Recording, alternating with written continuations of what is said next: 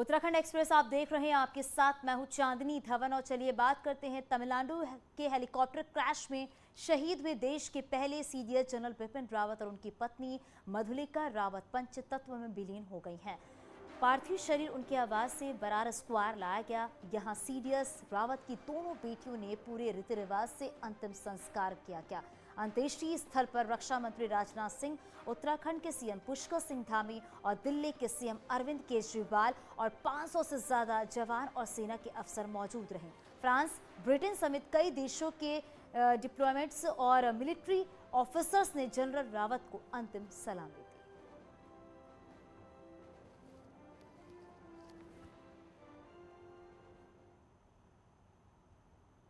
General Rawat और उनकी पत्नी मधुलिका के लिए जब चिता तैयार की जा रही थी, कृतिका और तारिणी एक दूसरे का हाथ थामे खड़ी थी। कृतिका और तारिणी ने अपने माता पिता के अंतिम संस्कार से जुड़े सभी अनुष्ठान किए। जनरल बिपिन रावत का अंतिम संस्कार पूरे सैन्य सम्मान के साथ हुआ। उन्हें 17 तोपों की सलामी दी गई। जनरल रावत और उनकी पत्नी मधुलिका रावत को उनकी बेटियों कृतिका और तारिणी ने मुखाग्नि दी। हम आपको ये 3 तस्वीर भी दिखा रही हैं।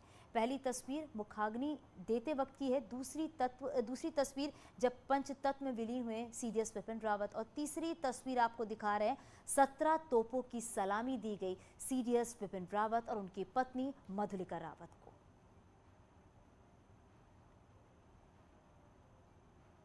सीडीएस बिपिन रावत की अस्थियां शनिवार को हरिद्वार लाई जाएंगी। हरिद्वार में वीआईपी घाट पर पूरे विधि विधान के साथ अस्थि विसर्जन किया जाएगा। इस दौरान सीएम पुष्कर सिंह धामी समेत कई वीवीआईपी शामिल हो सकते हैं।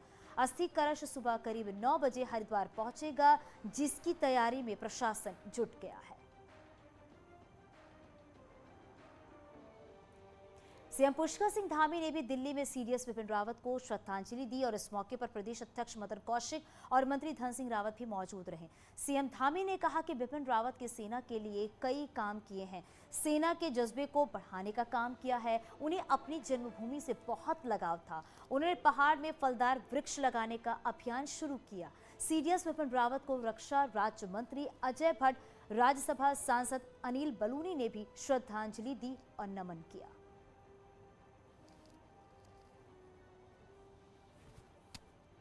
तो सीएम पुष्कर सिंह धामी ने सीडीएस बिपिन रावत को नमन किया, उन्हें श्रद्धांजलि दी और जाबाज जनरल को आखिरी सैल्यूट किया। ये उस वक्त की तस्वीर आप अपने टीवी स्क्रीन पर देख रहे हैं, जब पूरे देश भर में सीडीएस बिपिन रावत को नम आंखों से उन्हें याद किया गया। श्रद्धांजलि देते वक्त की तस्वीर आप देख रहे हैं।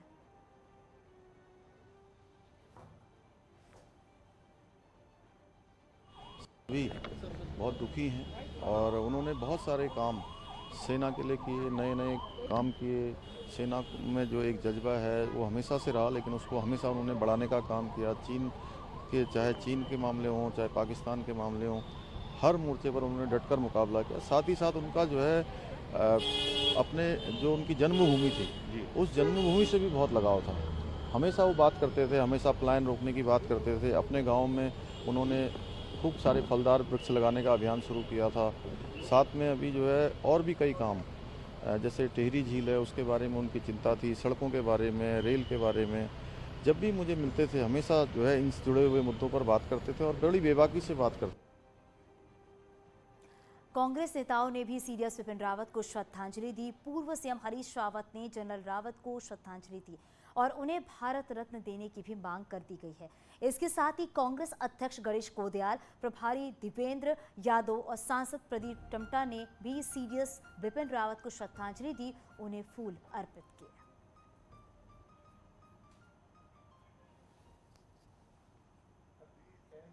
कोने कोने से, बल्कि बाहर से भी लोग आ रहे हैं और एक महान सैनिक को श्रद्धांजलि अर्पित करने आ रहे हैं, उसको अपनी तरफ से अंतिम विदाई देने आ रहे हैं। और देश की ये अपूरणीय क्षति है और उत्तराखंड आज आंसू में डूबा हुआ है। कुन्नूर हेलीकॉप्टर हादसे पर वैसे तो पूरा देश श्रद्धांजलि दे रहा है, लेकिन उत्तराखंड के हल्द्वानी में वन विभाग के कर्मचारियों ने इस शहादत को इस अंदाज में याद किया ताकि ये यादें सदियों तक जिंदा रह सके।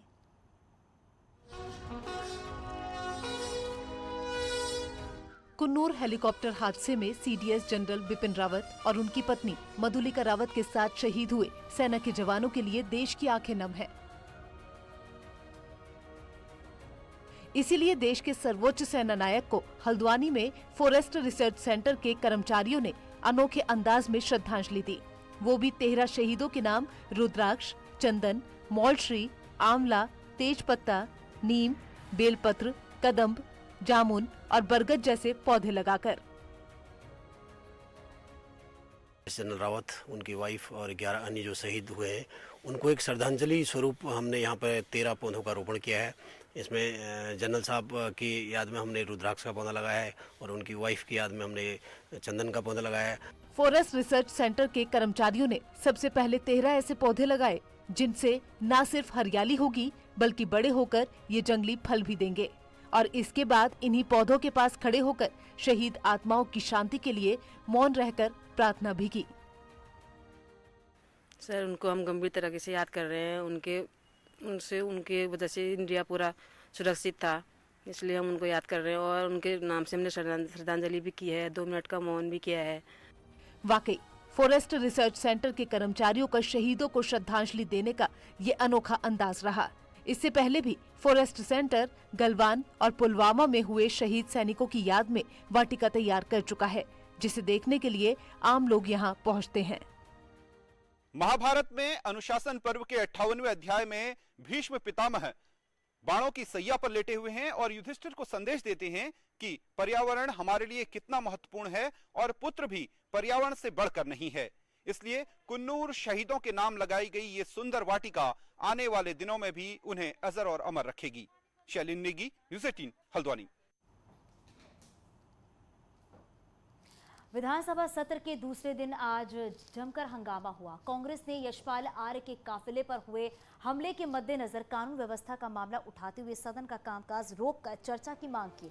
विधायक काजी निजामुद्दीन ने बेरोजगारी का मुद्दा सदन में उठाया। सेवा योजना मंत्री हरक सिंह ने कहा कि हमने 7 लाख लोगों को रोजगार दिया है। प्रीतम सिंह ने बेरोजगारी के आंकड़ों पर सरकार को घेरा और कहा कि सरकार गुमराह कर रही है।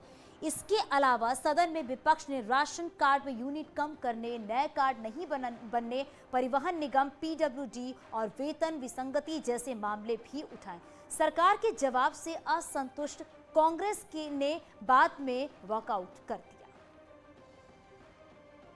सरकार की रिपोर्ट है, अब भारत सरकार की रिपोर्ट माने या एक प्राइवेट संस्था की रिपोर्ट को माने। ये रिपोर्ट ये कहती है कि जम्मू कश्मीर के बाद देश में उत्तराखंड प्रदेश में 15 से 29 साल के युवाओं में बेरोजगारी दर सर्वोच्च है। 12/2020 को हमने बेरोजगारी के परिप्रेक्ष्य में कार्य स्थगन प्रस्ताव लाया। उस समय संसदीय कार्य मंत्री जी जवाब देते हैं कि हमने 10 लाख लोगों को रोजगार दिया है। और उसके बाद 4/3/2021 को जब हमने दोबारा बेरोजगारी के परिप्रेक्ष्य में कार्य स्थगन प्रस्ताव लाया, तब सरकार कहती है कि हमने 7 लाख लोगों को रोजगार दिया है। देखिए, बिल्कुल सरकार ने सही आंकड़े दिए हैं। पिछली बार भी हमारी सरकार ने आंकड़े दिए थे, उस समय तक हम 10 लाख लोगों को रोजगार दे चुके थे। इस बार भी क्योंकि अभी ये वित्तीय वर्ष क्लोज नहीं हुआ है, पूरा नहीं हुआ है, जो पिछला हमने आंकड़ा दिया था 2020 में कि 10 लाख लोगों को हमने परमानेंट रोजगार, स्वरोजगार, विभिन्न उद्योग धंधों के माध्यम से रोजगार दिया। हो सकता है ये इस बार हमारा आंकड़ा ये 11 लाख से ऊपर जाए। उत्तराखंड विधानसभा के दूसरे दिन आज सदन में 8 बिल पेश किए गए, जिसमें देवस्थानम एक्ट को खत्म करने का बिल भी था। अब शनिवार को चर्चा के बाद इन्हें पास कराया जाएगा। देवस्थानम एक्ट को लेकर शनिवार को भी हंगामा हो सकता है। कांग्रेस का कहना है कि चुनाव को देखकर सरकार पलटी मार रही है, जबकि उनकी पूरी मंशा इस कानून को लागू करने की थी।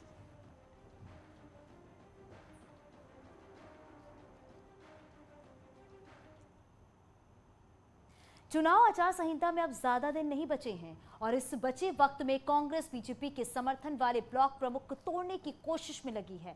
सतपाल महाराज की विधानसभा चौबट्टा खाल में बीजेपी को एक हफ्ते पहले ही बड़ा झटका लग चुका है। 2022 विधानसभा चुनाव में कांग्रेस ब्लॉक लेवल पर बीजेपी को बड़े झटके देना चाहती है। यही वजह है कि खास तौर पर पहाड़ी जिलों में बीजेपी के समर्थन वाले ब्लॉक प्रमुख कांग्रेस के टारगेट पर हैं। भीमताल के ब्लॉक प्रमुख हरीश बिष्ट और पौड़ी के बिरोखाल प्रमुख राजेश कंडारी इसके उदाहरण हैं।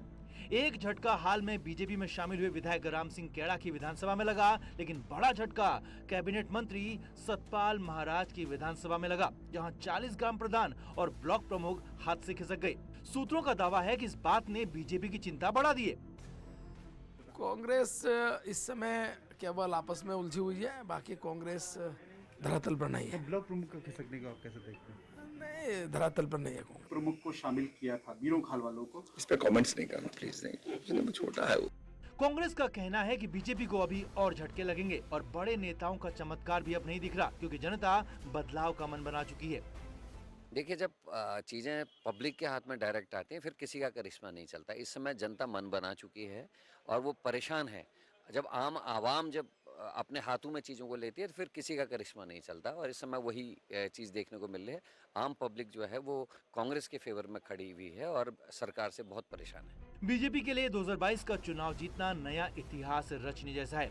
इससे पहले जरूरी है कि बीजेपी ब्लॉक लेवल पर अपने प्रमुख बचा पाए, जहां कांग्रेस ने बड़ी सेंधमारी की तैयारी की है। न्यूज़ 18 के लिए देहरादून से दीपांकर भट्ट की रिपोर्ट। चलिए आगे बढ़ते और बात करते हैं रुद्रप्रयाग गौरीकुंड हाईवे पर आज एक हादसा हो गया। गबनी गांव के पास हुए हादसे में 2 लोगों की मौत हो गई है, जबकि 2 लोग घायल बताए जा रहे हैं। बताया ये भी जा रहा है कि मैक्स गाड़ी का ब्रेक फेल हो गया। मैक्स गाड़ी क्यूजा से अगस्त मुनि जा रही थी। घायलों का इलाज अभी जिला अस्पताल में चल रहा है।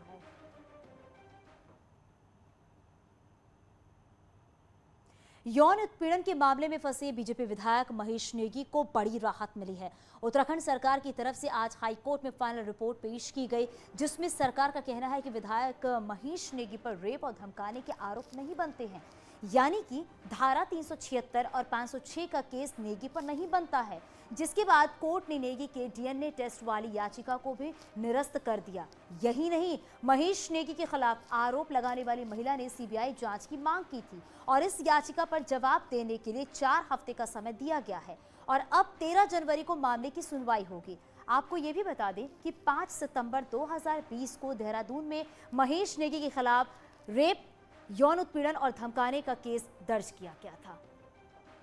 सरकार ने एक है, उनके जो इन्वेस्टिगेशन ऑफिसर हैं दीक्षा सैनी, उन्होंने प्रार्थना पत्र दिया था कि पूरे जांच के उपरांत किसी प्रकार का कोई साक्ष्य महेश नेगी के विरुद्ध 376 का या 506 का होना नहीं पाया गया है, लिहाजा आरोप अंतिम रिपोर्ट दाखिल की जाती है। और वक्त तो चला एक छोटे से ब्रेक का, चलते लौटते हैं।